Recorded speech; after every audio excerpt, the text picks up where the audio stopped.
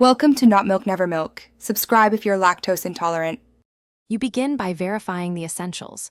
Make sure your TV supports Wi-Fi or you have an adapter, and that you know the router SSID and password.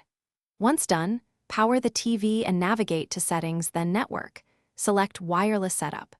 You do this because the TV needs to scan and present available networks. Make sure the router is within range so the signal is strong enough for reliable pairing before you select your home network.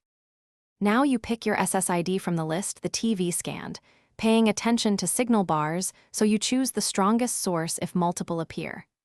Next, you enter the Wi-Fi password with the TV remote using the on-screen keyboard. Accuracy matters because one wrong symbol prevents access. Once entered, select the security type if needed.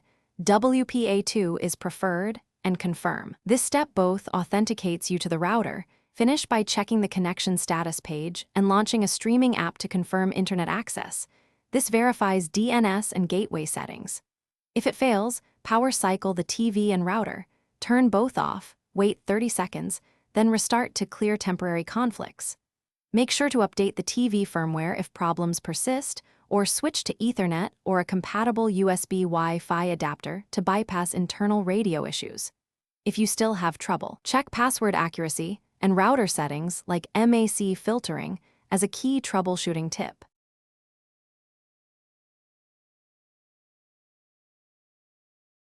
Thanks for watching. If this was helpful, leave a like and consider subscribing. See you next time.